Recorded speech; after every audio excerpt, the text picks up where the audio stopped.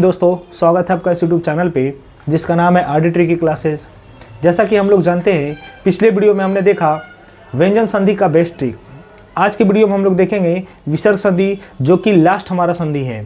इसके कल के वीडियो में हम लोग देखेंगे संधि में जितने भी प्रश्न आज तक पूछे गए हैं, चाहे वो पहचानने का नियम से हो, तो जो भी प्रश्न विगत वर्षों में पूछे गए हैं या आगे पूछे जाएंगे, उन सभी प्रश्नों का निचोड़ आपके सामने कल के वीडियो में हम लेकर के आएंगे। तो चलिए दोस्तों, बिना देर के आज के टॉपिक को हम लोग शुरुआत करते हैं। आज का हमारा टॉपिक है विसर्ग संधि। सबसे पहले विसर्ग संधि क्या होता है। विसर्ग संधि की अगर हम बात करें तो विसर्ग संधि जिस संधि में विसर्ग का मेल हो, जिस संधि में विसर्ग का मेल हो, एक होता है अनुस्वार और दूसरा होता है विसर्ग।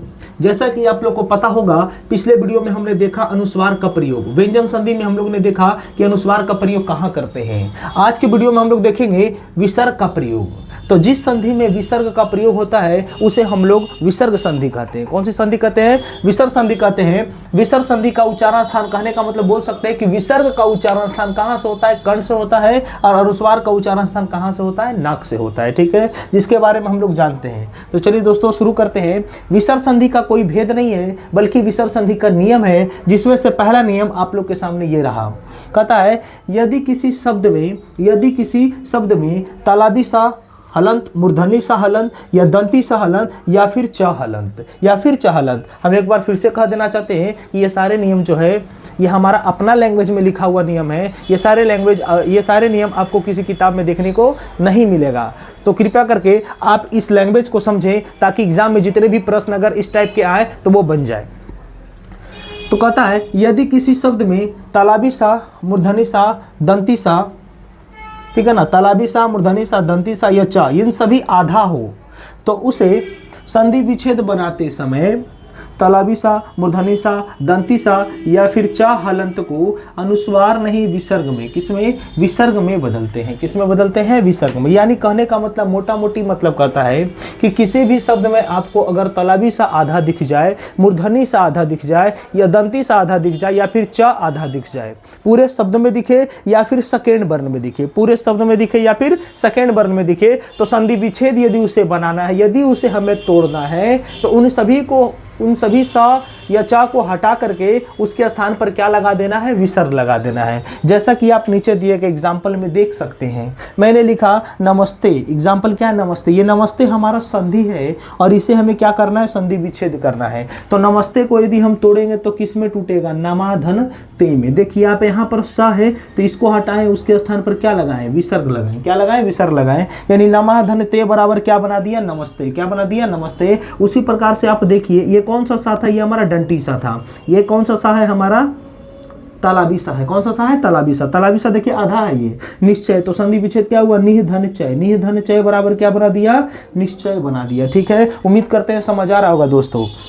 निष्फल क्या है? निष्फल। अब यहाँ पर देखिए ये कौन सा सा है? मूर्धनी सा है। कौन सा सा है? मूर्धनी सा। इस मूर्धनी सा को हटाएं, इसके स्थान पर क्या लगाएं? विसर्ग लगाएं। क्या लगाएं? विसर्ग लगाएं। तो क्या बनाया? निधन फल बना दिया। क्या बना दिया? निधन फल। आप यहाँ एग्जाम्पल दे सकते हैं। निस कपट क्या है? निस कपट। निधन कपट। निधन कपट क्या बना दिया? निस कपट। ये देखिए कष्ट है। क्या है? कष्ट। तो कह धन ट बराबर क्या बना दिया? कष्ट बना दिया। एक च का भी एग्जाम्पल देख लेते हैं। देखिए यहाँ अनुधन छेद। अनुधन छेद क्या बना दिया? अनुच्छेद। ऐसे ही होगा प्रच्छेद, तो प्रधन छेद बराबर प्रच्छेद।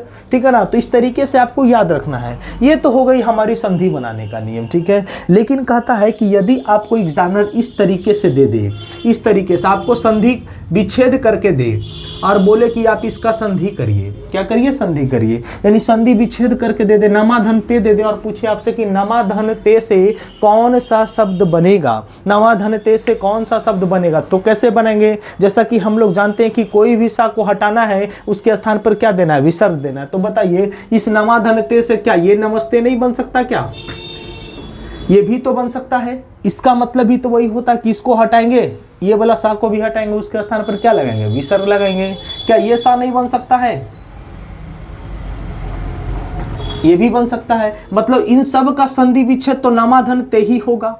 चाहे ये नमस्ते हो, चाहे ये नमस्ते हो, चाहे फिर ये वाला रियल नमस्ते हो, ये जो सही है ये नमस्ते हो, सबका नमाधन ते में टूटेगा। ठीक है, याद रखिएगा। तो यही कहता है, यहाँ पर देखिए एक नियम लिखा गया है, कहता है कि कहाँ पर हमको कौन सा सा लगाना है, कहाँ पर कब हमको डंटी सा देना है, कब हमको मूर्धनी सा देना है, कब हमको तालाबी सा देना है। तो देखिए ये छोटा सा नियम है, आपको याद रखना है। कहता है यदि विसर्ग के बाद आपको क्या दिख जाए, च वर्ग दिख जाए।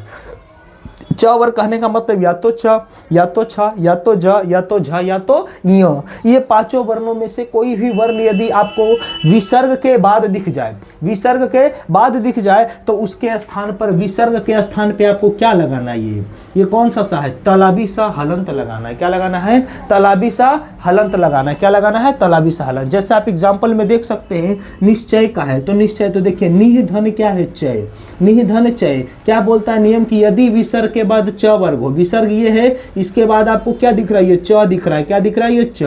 अब बताइए च वर्ग है बाबू, तो इस विसर्ग के स्थान पर क्या आएगा, इस विसर्ग के स्थान पर कौन सा आएगा, तलाबी सा हलंत आएगा। क्या आएगा, तलाबी सा हलंत। तो देखिए यहाँ पर क्या दिया जाता है, तलाबी सा हलंत। ठीक है, तो निश्चय लिखने का तरीका ये सही है। ठीक है ना। अगला कहता है नियम, दूसरा नियम कहता है यदि विसर्ग के बाद प वर्ग हो, या फिर क वर्ग हो, या फिर ट वर्ग हो, तो उसके स्थान पर, विसर्ग के स्थान पर क्या देना, मूर्धनी सा हलंत देना। क्या देना, मूर्धनी सा हलंत। आप नीचे देखिए, यहाँ देखिए निह है, निह धन क्या है, फल, निह, निह, विसर्ग के बाद आपको क्या दिख रहा है, फ, और फ किस में आता है, प वर्ग में, फ किस में आता है, प वर्ग में, और फ प वर्ग में आने के कारण इस विसर्ग के स्थान पर कौन सा सा दिए, मूर्धनी सा। कौन सा सा दिए, मूर्धनी सा आधा, मूर्धनी सा आधा, इसीलिए निष्फल सही इस तरीके से लिखाता है। कोई दिक्कत। निष्कपट की बात करते हैं, निष्कपट, वही नियम देखिए, वही नियम आप यहाँ देखिए, निह धन कपट, विसर्ग के बाद आपको क्या दिख रहा है, क, विसर्ग के बाद यदि क वर्ग हो, चाहे ट वर्ग हो, चाहे प वर्ग हो, तो इन सबके स्थान पे, विसर्ग के स्थान पे क्या लगाना है, मूर्धनी सा देना है। तो ये कौन सा सा है, मूर्धनी सा है। ठीक है।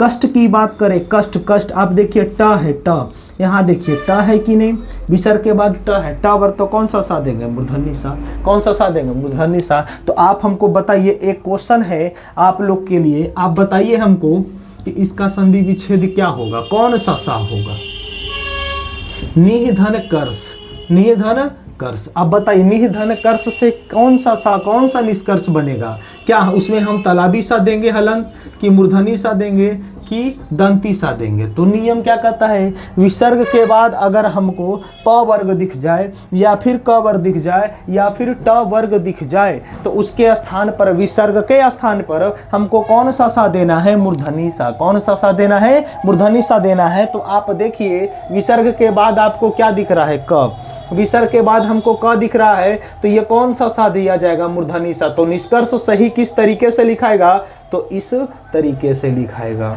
कोई दिक्कत। ये हमारा था व्यंजन संधि, विसर्ग संधि का पहला नियम। विसर्ग संधि का पहला नियम कहता है कि कहीं भी किसी शब्द में यदि कहीं भी हमको स दिख जाए, चाहे वो डंटी सा रहे, चाहे वो मूर्धनी सा रहे, चाहे वो तलाबी सा रहे, चाहे वो च हलंत रहे, तो उन सभी को हटा करके उनके स्थान पर क्या लगाना है, विसर्ग लगाना है। यह संधि विच्छेद बनाने का नियम है। ठीक है। किताब में कुछ और तरीके से लिखा गया है, लेकिन मतलब यही कहता है, मतलब यही कहता है, क्योंकि जो भी हम आपको कंटेंट दे रहे हैं वो हमारा अपना लैंग्वेज में है। ठीक है। तो आप ये मत सोचिएगा कि किताब में कुछ और लिखा है, हम कुछ और बता रहे हैं। मेरा जो कंटेंट है एकदम एग्जाम ओरिएंटेड कंटेंट है, आप इसी को ही फॉलो करिए। ठीक है। इसे फॉलो करिएगा, एग्जाम में गलती नहीं होगी। तो चलिए दोस्तों हम लोग रूल 2 पे चलते हैं। तो चलिए दोस्तों शुरू करते हैं हम लोग रूल 2। दूसरा नियम क्या कहता है कि यदि किसी शब्द में विसर्ग के पहले, यदि किसी शब्द में विसर्ग के पहले अ हो, या तो आकर आ हो, और विसर्ग के बाद किसी भी वर्ग का तीसरा, चौथा, पांचवा, या फिर य, र, ल, व एवं ह हो, तो उसे संधि विच्छेद बनाते समय विसर्ग को किस में चेंज करते हैं, ओ में चेंज करते हैं। जैसा कि आप लोग को पता है दोस्तों कि इस नियम के बारे में हम लोग स्वर संधि जब पढ़ रहे थे तो उसमें गुण स्वर संधि के बारे में, एक्सेप्शन में, अपवाद में, ये नियम के बारे में चर्चा किए थे। नियम क्या कहता है कि यदि विसर्ग के पहले, जैसा कि देखिए विसर्ग है, विसर्ग के पहले क्या दिख रही है, स। इस स में कौन सी मात्रा आई है, अ की मात्रा। नियम कहता है कि विसर्ग के पहले अ हो या तो आ हो, हो या तो आ हो, और विसर्ग के बाद किसी भी वर्ग का तीसरा, चौथा या पांचवा। आप देखिए ये द कौन सा वर्ग है, त था द, तीसरा द कौन सा वर्ग है, तीसरा वर्ग है। तो संधि विच्छेद बनाते समय इस विसर्ग के स्थान पर क्या लिखना है, ओ लिखना है। क्या लिखना है, ओ लिखना है। तो यसा धन द है, यसा धन द है, यसा धन द। इस विसर्ग के पहले क्या है, अ। इस विसर्ग को किस में चेंज करना है, ओ में। ओ में, ओ का मतलब होता है ऊपर में एगो, नीचे भी एगो पहिया। विसर्ग को हटाएंगे, ये मात्रा जोड़ेंगे, तो ये क्या बना देगा, यशोदा। क्या बना देगा, यशोदा। और यशोदा हमारा कौन सा संधि है, विसर्ग संधि। कौन सी संधि है, विसर्ग संधि। और भी एग्जांपल देखिए, सरोज, सरा धन जा, विसर्ग के पहले क्या है, र। र में कौन सी मात्रा आई है, अ की मात्रा। अ की मात्रा के बाद ये क्या दिख रहा है, ज। ज कौन सा वर्ग है, च छ ज, तीसरा वर्ग है। संधि इसका करेंगे तो क्या बना देगा, सरोज। क्या बना देगा, सरोज। वैसे ही आप यहाँ देखिए, तपा धन वन, तपा धन वन, विसर्ग के पहले क्या है, प। विसर्ग के पहले है प, और इस विसर्ग के बाद क्या दिख रहा है, व यानी कि यर लव, यर लव। तो इसका संधि अगर करेंगे तो क्या बनेगा, तपोवन। क्या बनेगा, तपोवन। यशोधरा, यशाधन धर, विसर्ग के पहले क्या है, स, और विसर्ग के बाद क्या है, ध, यानी चौथा वर्ग था द ध। तो इसका संधि करेंगे तो क्या बना देगा, यशोधरा। क्या बना देगा, यशोधरा। कहने का मतलब सीधा सीधी इस रूल के बारे में हम लोग पढ़े थे कि यदि किसी शब्द में विसर्ग के पहले अ हो या तो आकर हो, और विसर्ग के बाद किसी भी वर्ग का तीसरा, चौथा, पांचवा या फिर य, र, ल, व एवं ह हो, तो संधि विच्छेद बनाते समय इस विसर्ग को किस में चेंज करते हैं, ओ में चेंज करते हैं। जैसा कि कुछ एग्जाम्पल है, जैसे और एक एग्जाम्पल मैंने आपसे पूछा, मनाधन रथ, मनाधन रथ, इसका संधि क्या होगा, विसर्ग के पहले क्या है, न, विसर्ग के बाद क्या है, र या रा। तो इसका संधि करने समय विसर्ग को किस में चेंज करेंगे, ओ में। तो ये क्या बना देगा, मनोरथ। मनाधन रंजन, मनाधन रंजन, ये क्या बना देगा, मनोरंजन, मनोरंजन। कोई दिक्कत? तो चलिए दोस्तों, उम्मीद करते हैं आपको दूसरा नियम समझ में आया होगा। अब चलते हैं। तो चलिए दोस्तों, विसर्ग संधि का लास्ट नियम जो कि तीसरा नियम है, कहता है कि यदि किसी शब्द के पहले वर्ण पर बड़ी नी की मात्रा हो, यानी बड़ी नी से कोई शब्द प्रारंभ होता हो, की मात्रा हो, तो उसे संधि विच्छेद करते समय, मतलब उसे अलग करते समय बड़ी नी को छोटी नी विसर्ग में बदल देते हैं। बड़ी नी को किस में बदलते हैं, छोटी नी विसर्ग में बदल देते हैं। जैसा कि एग्जाम्पल आप लोग के सामने लिखा हुआ, और तीनों एग्जाम्पल इंपॉर्टेंट है। पहला कहता है निरोग। पहला क्या है, निरोग। आप देखिए यहाँ पर बड़ी नी की मात्रा है कि नहीं, इस बड़ी नी की मात्रा को जब संधि कर रहे हैं, यानी संधि विच्छेद कर रहे हैं, तो छोटी नी में बदल दिए और विसर्ग लगा दिए। बड़ी नी की मात्रा को छोटी नी और विसर्ग में बदल देते हैं, कब, जब संधि विच्छेद करते हैं तब। निरोग का संधि विच्छेद होता है निह धन रोग।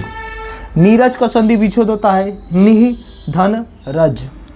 नीरस का संधि विच्छेद होता है निह धन रस। ये तीनों एग्जाम्पल इस रूल का वेरी इंपॉर्टेंट एग्जाम्पल है जो आपको याद रखना है। ठीक है, तो चलिए दोस्तों, आज का हमारा टॉपिक खत्म होता है, और जितने भी संधि में जितने भी इंपॉर्टेंट ट्रिक्स और बेस्ट कंटेंट था वो सभी लोग आप लोग देख चुके हैं। मिलते हैं कल के नेक्स्ट वीडियो में। यदि वीडियो पसंद आता है तो इसे ज़्यादा से ज़्यादा शेयर करें, लाइक करें और चैनल को सब्सक्राइब करें। तो चलिए दोस्तों, बाकी मिलते हैं कल। जय हिंद।